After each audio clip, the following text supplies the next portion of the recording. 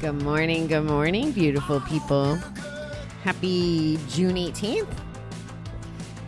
I need to probably not do good morning and good night as I'm working with teams that are 12 hours away. I'm saying hello and good night to them, and they're saying good morning.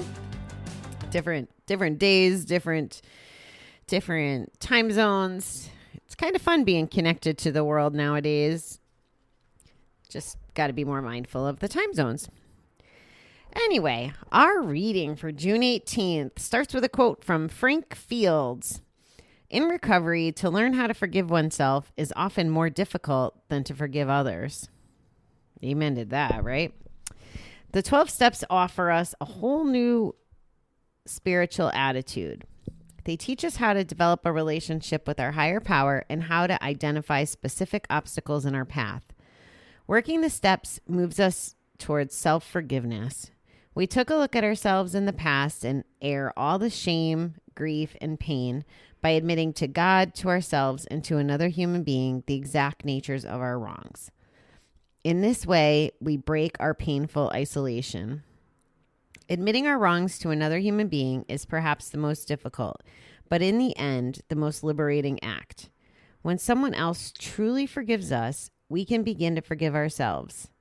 Through this process, we can begin to feel closer to our sponsor and to others around us, whether at work, home, or in our recovery program. Today, help me find forgiveness in my heart for myself as well as for others. This makes me wonder, I must have done a step 5 episode in May, right? I wouldn't have skipped that, I don't think. But I'm doing so much that I'm losing track. I apologize. But that's what it reminds me. The 12 steps... So I'm having like a little inner struggle the more that I learn and the more different opinions and teachings that I'm getting exposed to. So the 12 steps invites us to really dig deep, and there's an argument to be made that it has a little bit of a negative focus, and I'm just starting to listen and open up to this. Everything from being powerless to step 4 work where we are digging and looking for our faults and our flaws versus focusing on, just taking positive action and, different approaches to recovery that don't focus on the negative parts.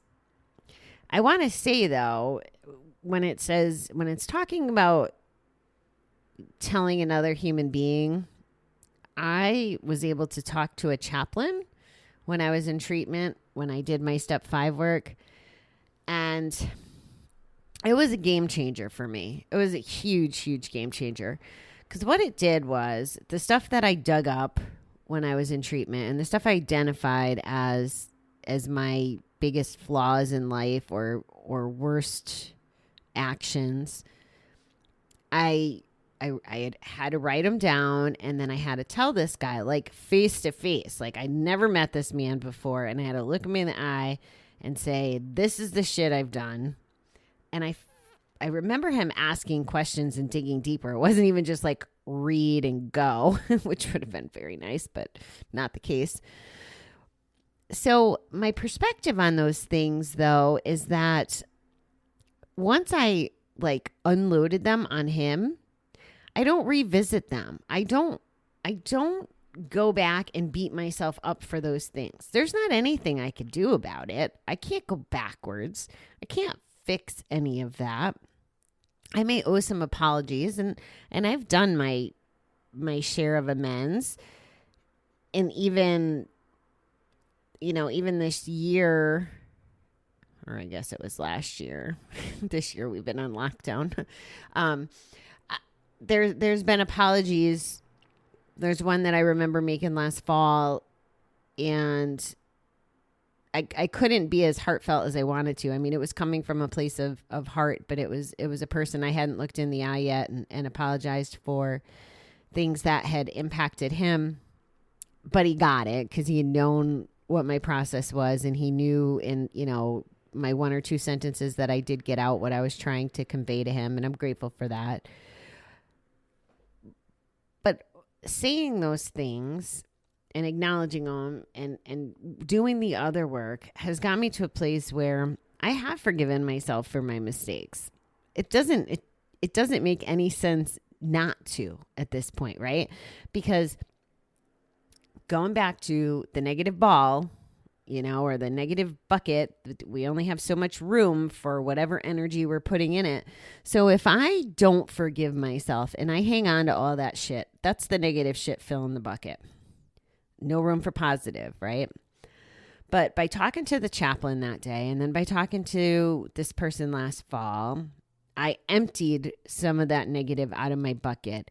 And then once it was gone, it's gone forever. And that's what forgiving ourselves does.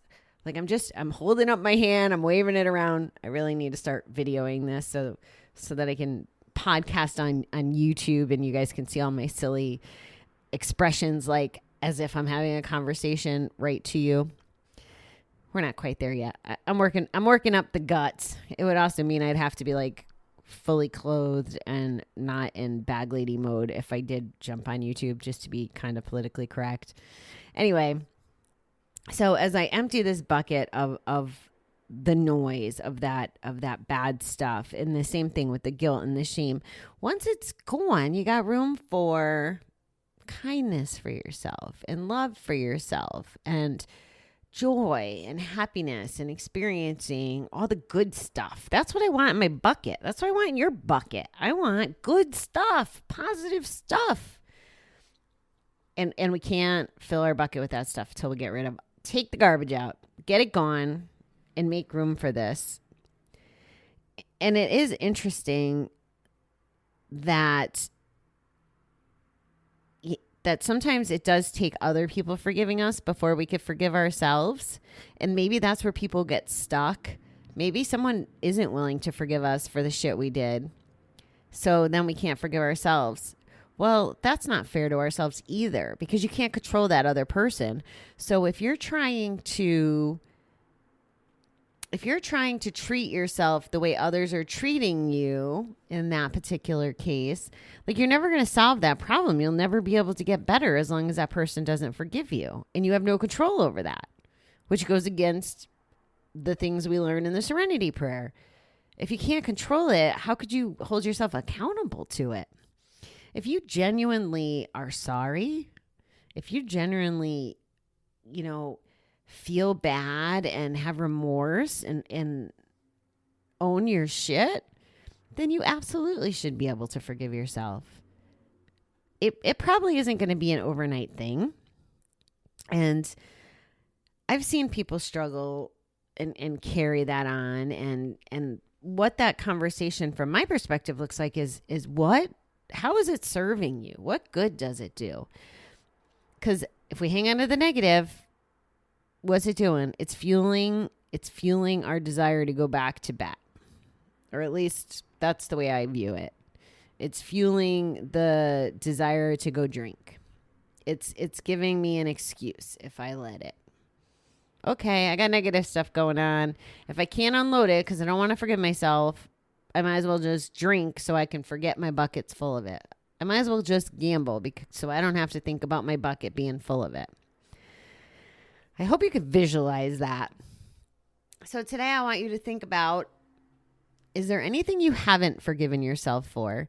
And what would it take to forgive yourself? What is it serving you to hang on to it? Think about that.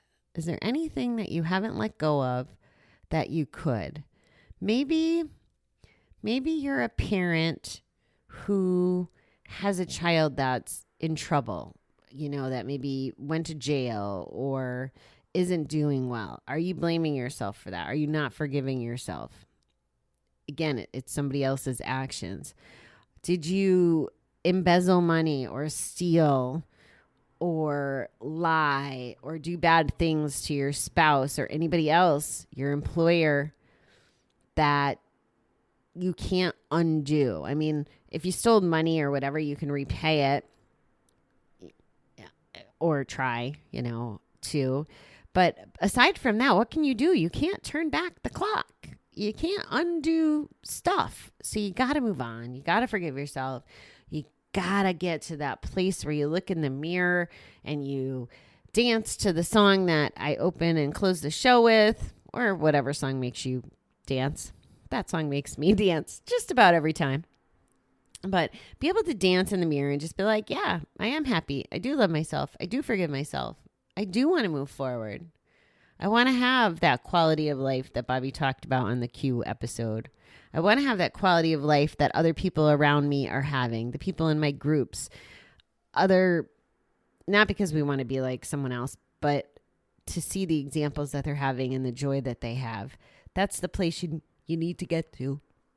And if you don't forgive yourself, you're never going to get there.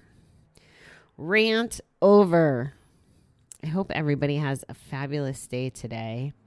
And I hope you can look and see if there is anything that you need to forgive yourself. Identifying it would probably be the first step, right? And not step in the form of steps, but it would be the first step to identify if there's any of that that's filling up your bucket that you would need to change how you perceive it and forgive yourself and move forward. So those are my thoughts for today. I hope you take the challenge. I hope even more that you have nothing that you left that you have to forgive yourself for. I hope that you're in a place where you can move forward. I don't know that everybody is, though. So that's your assignment for today. All right, beautiful people. Take care. I will talk to you soon. Bye.